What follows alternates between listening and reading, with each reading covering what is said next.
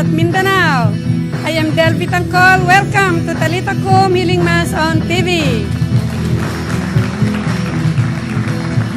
Today, January 5, is the solemnity of the Epiphany of the Lord.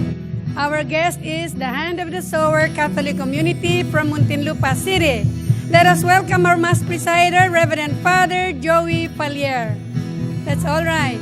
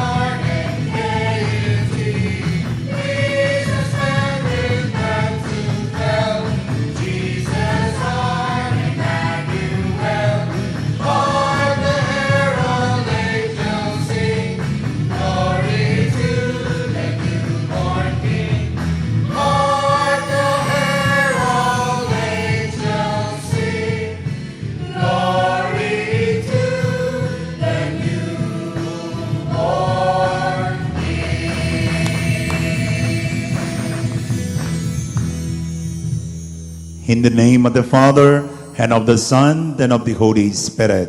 Amen. The grace and peace of God our Father, the Lord Jesus Christ, the love of the Blessed Mother be always with you. And with your spirit. Happy New Year, everybody! Palakpakan natin ang Panginoon.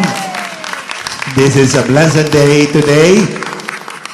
We are celebrating the solemnity of the Epiphany, the holy manifestation of the Lord to all the people represented by the Magi. And this can be considered the second Christmas. Kaya let's give thanks to the Lord for this second Christmas and this year, 2014. Let's welcome 2014 with a bang and with a great praise and glory to the Lord. Thank you, Jesus, for the year 2014. Today, as we celebrate this Epiphany, may we experience the holy manifestation of the Lord in our life. And let us now call to mind our sins. Let us pray. The silence of our hearts, let us utter to the Lord our particular intentions for this Mass. We remember my auntie who passed away, Mrs. Felicidad Ayala. We remember Dr. Cesar Villariba for the eternal repose of his soul. Felino Akyatan, the brother of Tito Tony, Attorney Akyatan, and the birthday greetings for Miss Elvira, Tita Elvira Go, and Father Recto Hernandez. We remember also the special intention of healing of Solomon Manuba, Robentena Ina and Minda Palumbarit, and Thanksgiving Mr. and Mrs. Pedro Villanueva, Mr. and Mrs. Leandro Bautista, and all their special intentions. O God, who in this day revealed your only begotten Son to the nations by the guidance of a star, grant in your mercy that we who know you already by faith may be brought to behold the beauty of your sublime glory through our Lord Jesus Christ, your Son, who lives and reigns with you in the unity of the Holy Spirit, one God, forever and ever. Amen. The prophet Isaiah foresees the day when God will be worshipped, and not only by the Israelites, whom he will gather from dispersion, but also by pagan nations. Brothers and sisters, the first reading. A reading from the book of the prophet Isaiah. Rise up in splendor, Jerusalem. Your light has come. The glory of the Lord shines upon you. See, darkness covers the earth, and thick clouds cover the peoples. But upon you the Lord shines, and over you appears his glory. Nations shall walk by your light, and kings by your shining radiance. Raise your eyes and look about. They all gather and come to you.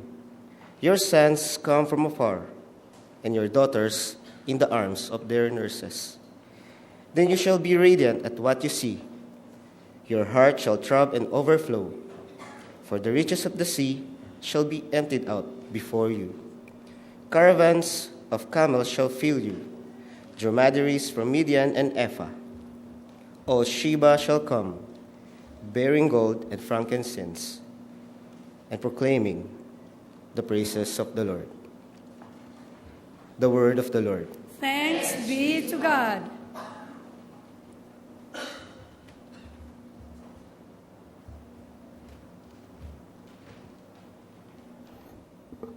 Lord, every nation on earth will adore you. Lord, every nation on earth will adore you.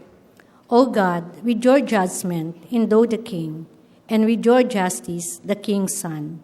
You shall govern your people with justice, and your afflicted ones with judgment. Lord, every nation on earth will adore you. Justice shall flower in his days, and profound peace till the moon be no more.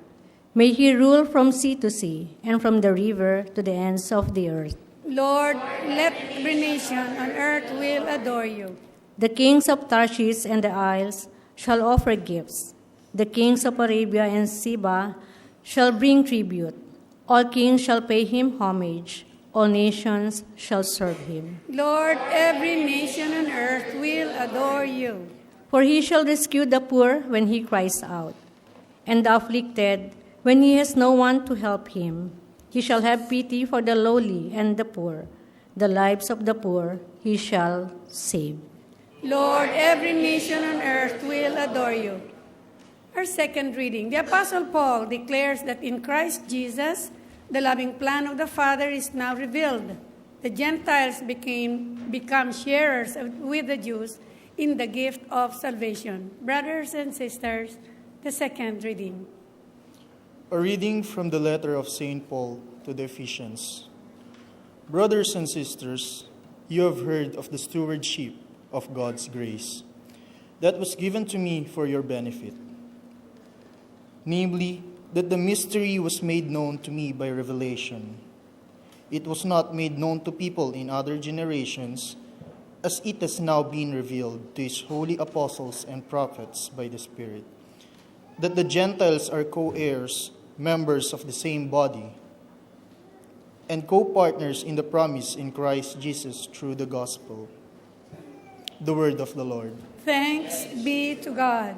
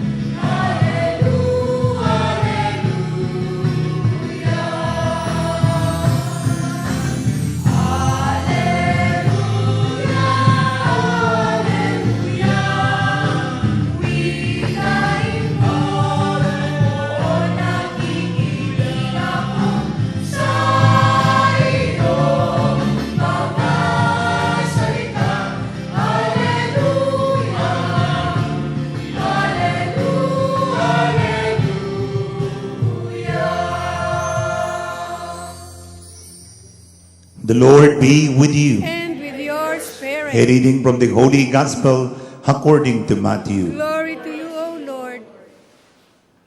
When Jesus was born in Bethlehem of Judea, in the days of King Herod, Behold, Magi from the east arrived in Jerusalem, saying, Where is the newborn King of the Jews? We saw his star at its rising, and we have come to do him homage. When King Herod heard this, he was greatly troubled, and all Jerusalem with him. Assembling all the chief priests and the scribes of the people, he inquired of them where the Christ was to be born. They said to him, In Bethlehem of Judea, for thus it has been written through the prophet, And you, Bethlehem, land of Judah, are by no means least among the rulers of Judah, since from you shall come a ruler who is to shepherd my people Israel. Then Herod called the Magi secretly, and ascertained from the time of the star's appearance, he sent them to Bethlehem and said, Go and search diligently for the child. When you have found him, bring me word, that I too may go and do him homage. After their audience with the king, they set out. And behold, the star that they had seen at its rising preceded them, until it came and stopped over the place where the child was. They were overjoyed at seeing this star, and on entering the house, they saw the child with Mary his mother. They prostrated themselves and did him homage. Then they opened their treasures and offered him gifts of gold, frankincense, and myrrh. And having been warned in a dream not to return to Herod, they departed for their country by another way. My dear brothers and sisters, the gospel of the Lord. Praise to you, Lord Jesus Christ. Isa pong muling malutong na pagbati ng maligayang bagong taon sa inyo pong lahat. Palakpakan natin ang Panginoon. Well, tapos na po ang year 2013, pero palakpakan din natin yung year 2013. Marami siyang iniwan sa ating alaala, pero hindi naman po lahat ng iniwan ng 2013 masama, di po ba? Marami rin tayong natutunan. Amen? Marami tayong nabuksan ng ating isipan sa pangangailangan ng ating kapwa. We became selfless, and we become open to the needs of the people, especially doon sa Super Yolanda Typhoon victims. Isang buwan tayong nagre-retreat, isang buwan tayong nagre-repack, isang buwan tayong namamahagi. Kaya ang Pasko sa Pilipinas, noon pala nagsimula second week of November until now. Kaya the longest Christmas season in the whole world is in the Philippines. Amen? Only in the Philippines. Now, when you talk about year 2013, Sister Weng, ito mga nakakasalubong ko yan sa pagta-travel, nakakasalubong ko yan sa Lourdes, habang kami kumakain ng adobo doon sa isang sulok ni Brother Odi. Hey, Sister Weng, how do you describe year 2013? As we just go back in one word. That is year of what? Faith. Year of faith, yes. It's year of faith. But when, talking about our experiences, can you just, in one word, summarize, capsulize in one word? Bless. It's a year of blessing. Si sister ay talagang pang-madre ito. Pag inano mo ito, puro bagyo, blessing pa rin yan sa kanya. Ganon talaga eh.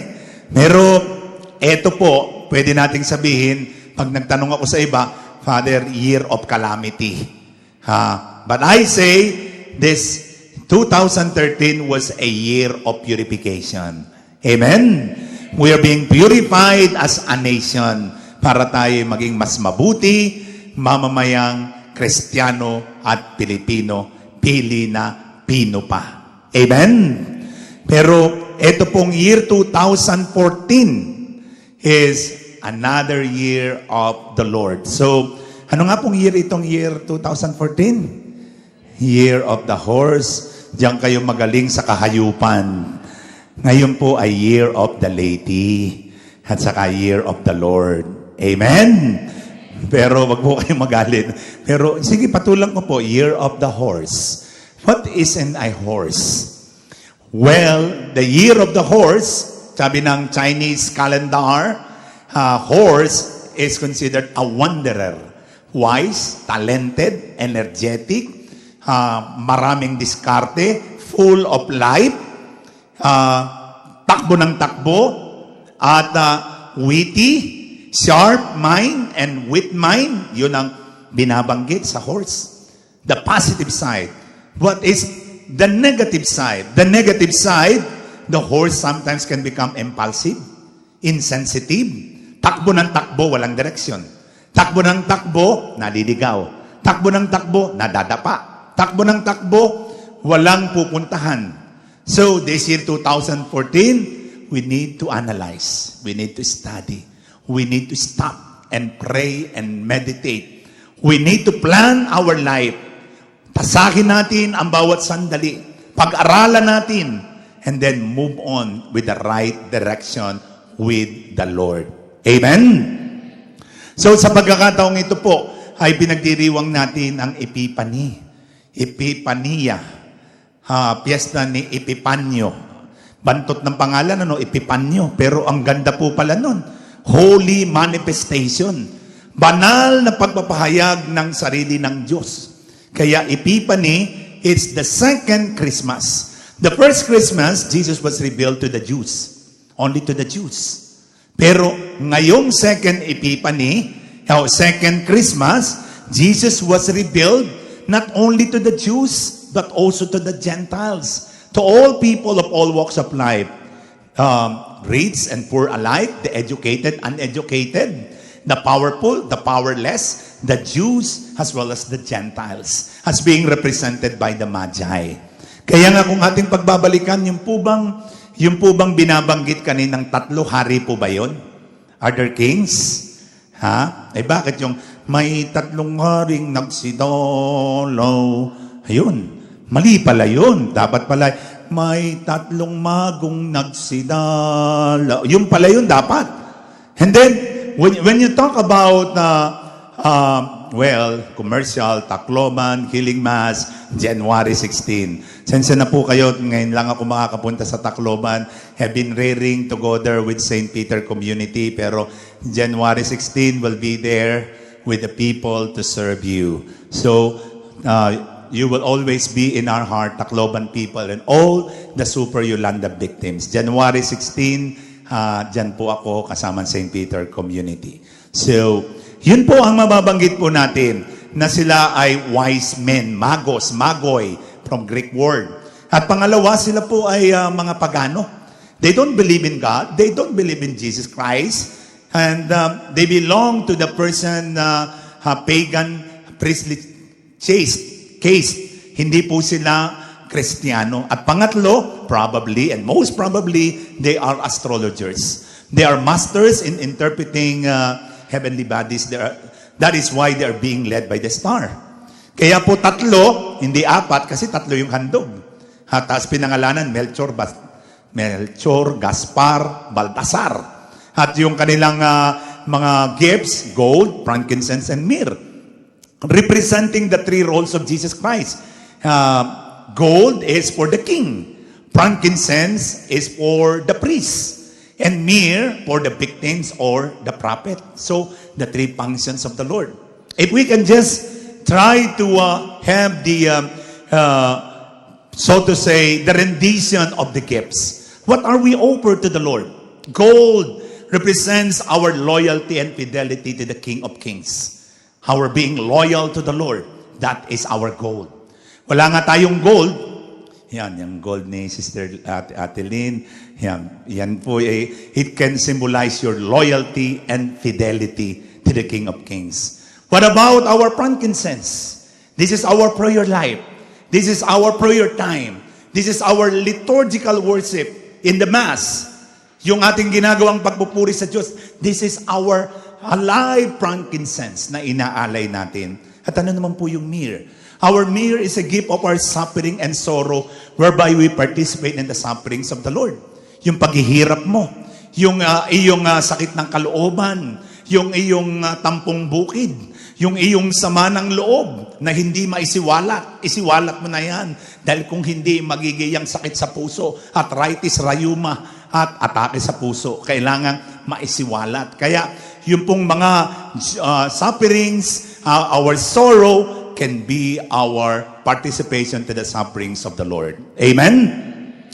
Well, actually, the gold, frankincense, and myrrh represents the best in the Oriental produce. Ito po yung mga the best. Siguro po kayo maraming nagregalo sa inyo. Ano po? At saan po ba kayo tumitingin? Sa presyo o sa regalo? Yung totoo. Pag nagregaloan kayo, ano po? Saan kayo nakatingin? Sa presyo, sa regalo. Yung totoo. Sa presyo. Yan ang being truthful. Sa presyo, di ba? Sabi mo, ay, $295. Pero alam nyo, sabi sa banal na kasulatan, humble gifts are more noble than expensive ones. Kapag may kasamang paghihirap, kapag may kasamang pagpapakasakit, kapag kasama at kakibat ang luha, yun po ang tunay na mababanggit nating tunay na regalo. If we just review Christmas, it is the time when the Father has given His only Son, Jesus Christ, with pain, with suffering, with sacrifice in the heart of the Father. Kaya pag magbibigay tayo, hindi yung napipilitan lang, hindi katulad yung isa pong binilisang kong bahay. Sabi sa akin, Father, mahal yung kinakain mong yan ay imported. 1 kilo niyan ay 500. Sabi ko, munti ko na kung mailuwa yung, pagkamahal pala nito, binibilang pala rito ang subo. Ay, pero, pag tayo po yung magbibigay, katulad po ng ating the three wise men, let us always give with joyful heart. Amen? And so, what could be the mission of the wise men? The mission of the wise men is to find the newborn king. Alam po nila ang kanilang susuungin. Paghihirap, sakripisyo, pagtsatsaga. Minsan ay sila mawawala ng pag-asa, mapapagod, mawawala ng guidance. The guiding light will not be there. Wala yung star sa umaga. Siyempre. Wala kayo nakikitang star sa umaga. Hindi po ba? Maliban lang na umbagang ka ng asawa mo, di makakakita ka ng iba-ibang star. Baliling na ang tingin mo. Pero kapag yung star po sa gabi lang, alam ng mga the wise men na sila'y mapapagod, mahihirapan. Pero nagpatuloy ang paglalakbay. And their search was rewarded with the sight of the newborn king. At dahil po sa kanilang pananampalataya at pag-asa, ay natagpuan nila ang Panginoon. Dear brothers and sisters, ano po ba ang nakapalaman sa mensahe ng Banal na Ebanghelyo number 1? The life of the wise man is our own life too. Tayo po lahat ay naghahanap sa Diyos. Amen? Hinahanap natin ang kanyang presensya. Hinahanap natin kung nasaan ang Diyos. Nasaan siya sa ating buhay. Nasaan siya sa ating puso. Nasaan siya ngayon sa pagkakataong ito. And life is a life of searching for the meaning and the fulfillment of our life. Kaya napakahalaga po sa pagkakataong ito na maisip din natin sa ating paglalakbay, minsan napapagod tayo. Minsan tayo nasisinsay. Minsan tayo naliligaw. Minsan tayo nabubuslot. Minsan tayo nawawala ng direksyon. Minsan naloloba tayo. Minsan talagang wala ka sa mood. Wala ka diskarte sa buhay. That is part of the journey. Pero ang pinakamahalaga po, wag nating kalimutan, naroon po ang liwanag. The star is always there to guide us. The star symbolizes the man's aspiration and dreams. Kaya nga po, the perfect symbolism of Christmas is the star. Jesus Christ is the star of our life. Siya po ang bituing. Hindi nauubos ang ningning. Hindi bituing walang ningning ni Sharon Cuneta, kundi bituin na hindi nauubos ang ningning. Tayo man ay naliligaw ng landas, hinahanap tayo ng Panginoon. And perhaps this can be a source of inspiration from the very first reading na nakalagay po doon, the very description of the situation in the Philippines. Sabi, the darkness, sabi ni Isaiah, the darkness covers the earth. That they clouds the people who walk in the darkness and dwell in the land of gloom. Pero dun sa bandang huli binanggit ni Isaiah, but wait, the dawning of the new day will come. A great light will shine to dispel the darkness in our life. At eto na nga po, si Kristo Jesus, ang tunay na liwanag ng ating buhay. Pero hindi lang po siya ang liwanag. You're also a star. Marami tayong nakilalang star. Diamond star, superstar, megastar, pa-star, stariray. Anumang uri ng star, you must also consider yourself also a star. And as a star, you must shine. Shine wherever you are. Saan man po tayo naroon, sana ang liwanag ni Kristo ay mapasa atin. Hindi ko po nalilimutan yung sinabi ng tatay ko before he died in the hospital. Ang sabi niya sa akin, anak, if you become a priest, become a good priest. If you cannot become a holy priest, become a good priest. Make a difference in the lives of so many people. At ito po lagi nakatanim sa akin. Tuwing gabi, kapag ako po'y tutulog na, did I make a difference in my life as a priest? And I think, ito rin po yung tanong natin sa ating sarili, before we go to bed, meron ba ako nagawang kabutihan? Did I make a difference? Have I been light to the people? Kayo pong mga magulang, how many lights do you provide for your children? Bilang liwanag ng kanilang pamilya, ng inyong pamilya, how many watts? 5 watts, 10 watts, 50 watts, 100 watts, bay watts, no watts. Anuman pong wattage po ang maibigay natin, become light to each other. Only in receiving the light of the Lord, we become the light of Jesus. Amen? Lastly, the 3 kings or the wise men offered their gifts. And they were surprised. They went home gifted. They were gifted with new life. They were gifted with new faith. They were gifted with new direction in life. Because anybody who meets the Lord will be greatly transformed. Nabago ang buhay ng mga pagano, and they became sabihin natin, the instruments of the presence of the Lord. Sabi ko nga po sa inyo, there are 5 myths in encountering the Lord. The first myth is, admit that there is something wrong with you. Second, permit the Lord to be your Lord and Savior. Permit. And third, commit your life to the Lord. And fourth, submit to His holy will. And fifth, transmit the goodness of the Lord. Kaya nakita po natin pagkatapos ng ating banal na ebanghelyo ng ating do sa bandang huli, ay nakita natin nag-change ng direction yung wise men. Hindi na bumalik kay Herodes at nabago na ang kanilang buhay. They became apostles of the Lord in their own little ways and means. Dear brothers and sisters, malapit na po, ito na po ang katapusan ng Pasko. Mamaya po'y magtatanggal na tayo ng dekorasyon. Magtatanggal na tayo ng Belen, ng parol, magtatanggal na po tayo ng mga Christmas lights. Pero sana po, huwag po nating itabi ang lahat ng tungkol sa Pasko. Itira po natin ang diwa ng Pasko. Pagmamahalan, pagbibigayan, pagpapatawaran, at paghahatid ng magandang balita. Muli po, sa huling pagbati sa katapusan ng Pasko, maligayang Pasko at maligo tayo sa bagong taon at araw-araw sa ating buhay. Amen. In Christ Jesus, all have become children of the Father and heirs of salvation. Let us pray that we may be worthy of this great gift, and we shall say, Lord, let your light shine upon us. Lord, let your light shine upon us. For the universal church, may she bring together men and women from afar and lead them all to the light of Christ's gospel. We pray. Lord, let your light shine upon us.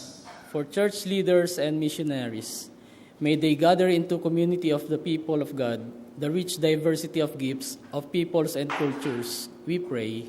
Lord, let your light shine upon us. For those whose lives are covered by the darkness of sin, unbelief, and suffering, may they see the light of salvation and walk in its shining radiance. We pray. Lord, let your light shine upon us. For those who do not believe in Christ, may they draw close to God and to Jesus Christ by sincerely following what is right and good.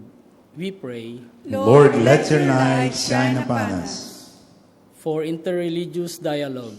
May the hurtful things of the past not stand in the way of mutual respect, yearning for truth, and the search of God on the part of Christians and non-Christians alike. We pray. Lord, let your light shine upon us. Silently, let us utter to the Lord our particular intentions for this Mass, especially for the special intention of Antonio and Carmen Retrato, Belen and Tom Batilo and family, and for all our special intentions, we pray. Lord, let your light shine upon us. Heavenly Father, let the light of your Son shine within us, so that we may be guided through the pathways of life and be united with you in the glory of heaven. We ask this through Christ our Lord. Amen.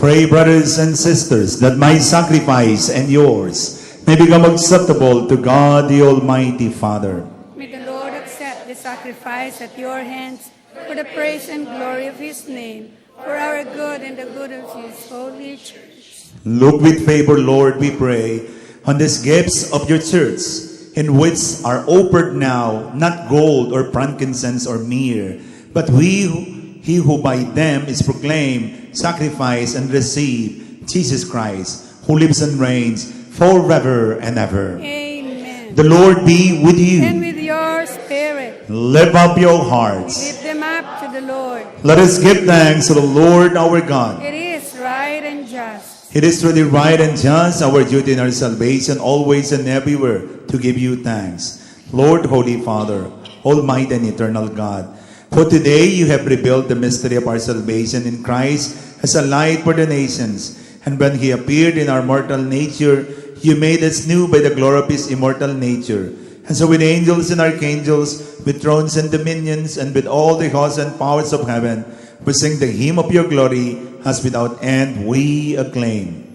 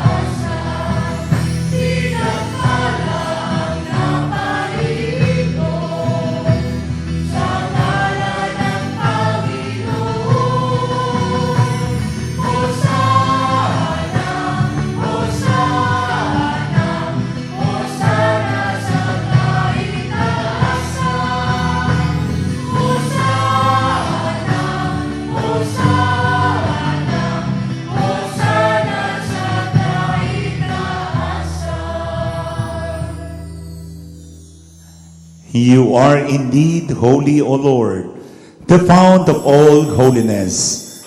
Make holy therefore these gifts, we pray, by sending down your Spirit upon them like the dewfall, so that they may become for us the body and blood of our Lord Jesus Christ. At that time he was betrayed and entered willingly into his passion.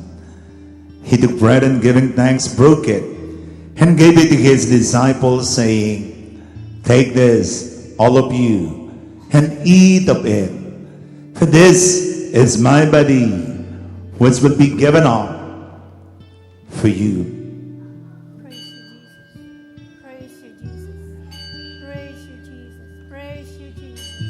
Praise you, Jesus. Praise you, Jesus. My Lord and my God. In a similar way, when supper was ended, he took the chalice and once more giving thanks, he gave it to his disciples, saying, "Take this, all of you, and drink from it. For this is the chalice of my blood, the blood of the new and eternal covenant, which will be poured out for you and for many, for the forgiveness of sins. Do this in memory of me." Praise you, Jesus. Praise you, Jesus. Praise you, Jesus. Praise you, Jesus. Praise you, Jesus. Praise you, Jesus. Praise you, Jesus. My Lord and my God. The mystery of faith. We proclaim your death, O Lord, and profess your resurrection until you come again. Therefore, as we celebrate the memorial of his death and resurrection, we offer you, Lord, the bread of life and the chalice of salvation, giving thanks that you have held us worthy to be in your presence and minister to you. Humbly we pray that partaking of the body and blood of Christ, we may be gathered into one by the Holy Spirit. Remember, Lord, your church spread throughout the world. Bring her to the fullness of charity, together with Francis, our Pope, Honesto, our Bishop, Luis Antonio, our Cardinal, all the bishops and all the clergy. Remember your servant, Felicidad Ayala, whom you have called from this world to yourself. Grant that she who was united with your Son in a death like his may also be one with him in his resurrection. Remember also brothers and sisters who have fallen asleep in the hope of the resurrection, and all who have died in your mercy. Welcome them into the light of your face. Have mercy on us all, we pray, that with the Blessed Virgin Mary, Mother of God, with the blessed apostles and all the saints who have pleased you throughout the ages, we may merit to be co-heirs to eternal life, and may praise and glorify you through your Son, Jesus Christ. Through him, and with him, and in him, O God Almighty Father, in the unity of the Holy Spirit, all glory and honor is yours, forever and ever.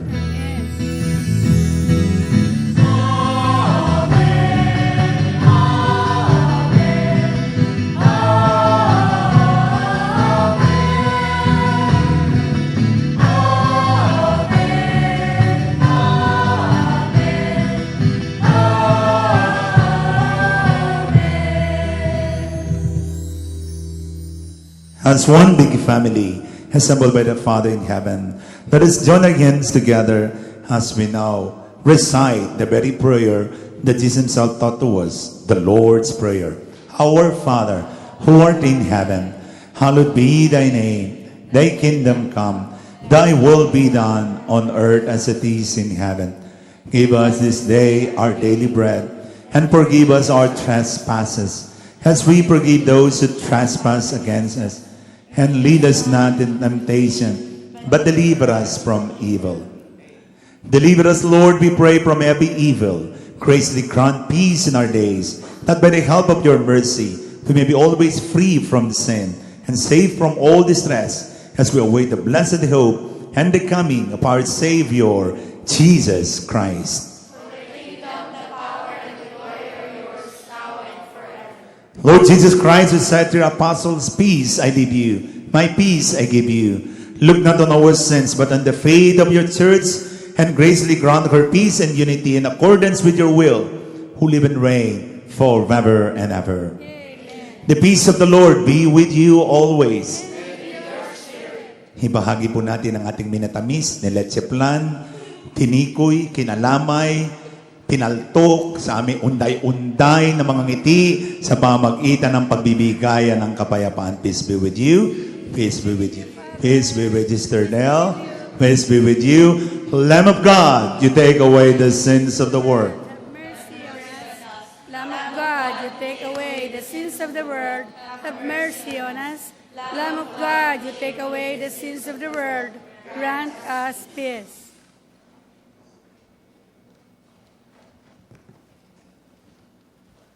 My dear brothers and sisters in Christ, this is Jesus, the light of our life. Anybody who walks in Jesus will no longer be living in the darkness, but will be living in His marvelous light. Happy we are now invited to join in this celebration of life and love. Lord, I am not worthy that you should enter under my roof, but only say the word and my soul shall be healed. May the body and blood of Christ lead us to everlasting life. Amen.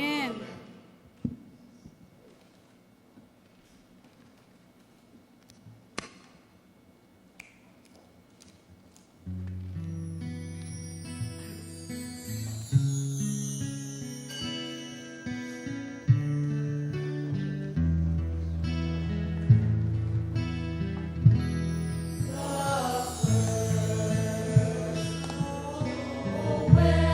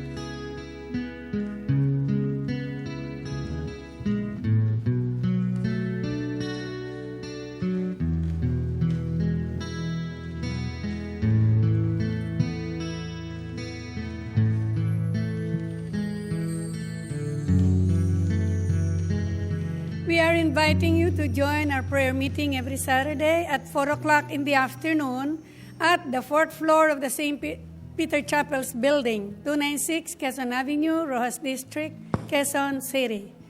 We are inviting you to attend our Life in the Spirit seminar on January 25, Saturday. It will start at 9 o'clock in the morning and ends with a Holy Mass at 5 o'clock in the afternoon. The venue is the 4th floor of the St. Peter Memorial Chapel's building, 296 Quezon Avenue, Rojas District, Quezon City. Like our page on Facebook, Talitacom HMTV. Tweet us at Arise Talitacom. Maraming salamat po, maligayang bati sa ating bagong taon. Purihin natin lagi ang Diyos na mapagmahal. Let us pray. Go before us with heavenly light, O Lord, always and everywhere, that we may perceive with clear sight and revere with true affection the mystery in which you have willed us to participate through Christ our Lord. Amen. Please bow down your heads and pray for God's blessing. Hilagay po natin ang ating kamay sa bahagi masakit sa ating katawan. Kung masakit po ang ating dibdib sa ating dibdib, kung problema po yung ating tiyan sa ating tiyan, kayo rin po ng mga nakaantabay sa inyong television sets. Kayo rin po ng mga nakaantabay sa inyong mga internet sa buong mundo. Ano man ang inyong mga nararanasan, gaano man kadilim ang inyong buhay, gaano man katinik ang iyong nilalakaran sa pagkakataong ito. Sa mga oras na ito, idamhin mo ang pag-ibig ng Diyos na ipinagkakaloob sa iyo na naguguluhan, sa iyo na wawala ng pag-asa, sa iyo na may matinding problema ngayon, sa iyo na may matinding karamdaman ngayon, damhin mo ang pagpapagaling ng Panginoon. Jesus is touching you. The Lord is healing you right now from every pains that you have, from head to foot. Hindi lang po, Panginoon, hinihingi namin ang kagalingan ng aming katawan. Manapay, meron po kaming malalim na sakit na kayo lang po makakagaling. Ang karamdaman po ng aming puso, ang karamdaman po ng aming isip, ang karamdaman po ng aming kalooban, ang karamdaman po ng aming damdamin, ang karamdaman po ng aming pamilya, at ang karamdaman po ng aming buong bansa. Kayo po ang maghilom ng lahat. Alam po namin wala kaming magagawa kung wala po kayo. At alam po naman namin kung ito'y loloobin po ninyo, ipagkakaloob nyo sa amin ang kagalingan. Naniniwala po kami, this year will be a better year for all of us. Pagkatapos na kami sunod-sunod na makaranas ng bagyo, babagyuhin na naman kami ng ibang bagyo. Ang bagyo ng pagpapala, ang bagyo ng mga biyaya na ipagkakaloob nyo sa amin. Sa mga oras na ito, this is our statement of faith. This is our belief. This is our trust. This is what is in our heart and in our mind. That you have the best plan for all of us. Yes, Lord. Matapos pong patuwiin ang aming puso, patapos po ninyong sugatan ng maaaring ang sugat na ito'y ngayon ay nababakaw na, ay magsisimula ang pagbubukang liwayway. Papawiin ng inyong liwanag ang dilim ng aming buhay. Kapatid, anumang brownout meron ka ngayon o blackout man, hayaan mong liwanagan ka ng Panginoon. Liwanagin ang iyong puso, liwanagan ka ng direksyon upang mataluntun mo ang landas ng pagpapanibago, ang landas patungo sa Panginoon. Panginoon, kayo po ang aming liwanag. Kung wala po kayo sa aming buhay, mamumuhay po kami sa napakatinding kadiliman. Hindi naman po namin hinihingin tanggalin niyo yung mga problema. Hinihingi lang po sana namin ngayon, bigyan niyo kami ng tatag. Bigyan niyo kami ng lakas.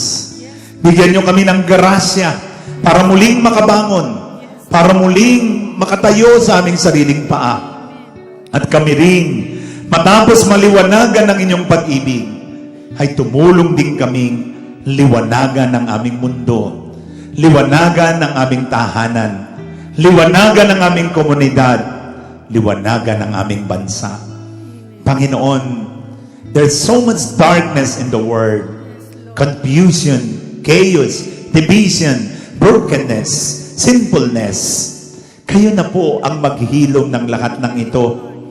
Sa mga oras pong ito, madama po namin ang iyong dakilang presensya as you personally touch and heal us from all our sickness, mentally, spiritually, physically, emotionally. Bigyan po ninyo ng katatagan ng mga mag-asawa upang manatiling tapat sa isa't isa, nagmamahalan, nagpapatawaran, nagsusuportahan, nagbibigayan. Kayo din po mga anak, maging magalang, masunurin, mapagmahal sa kanilang mga magulang.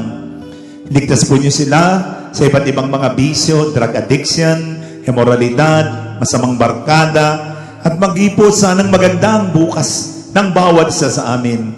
Hindi po namin alam kung anong magiging bukas. Pero isa lamang po ang nagpapalakas ng aming loob. Alam namin kung sinong may hawak ng bukas. Kayo po iyon.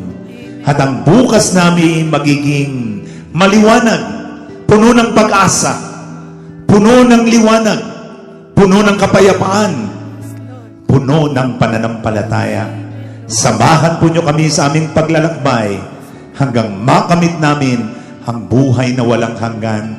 This we ask in the mighty name of your Son, who lives and reigns with you in the unity of the Holy Spirit, one God, forever and ever. Palakpakan natin ang Panginoon, bigay na bigay, buhay na buhay. Thank you, Jesus. Thank you for your light. The Lord be with you. And with your spirit. May Almighty God bless us all, the Father, the Son, and the Holy Spirit. Amen. The Mass is now ended. Let us always believe the light of Jesus will be there to guide us, to enlighten us, and to lead us to life eternal. Amen. Amen. Be to God. Thanks be to God. Hallelujah.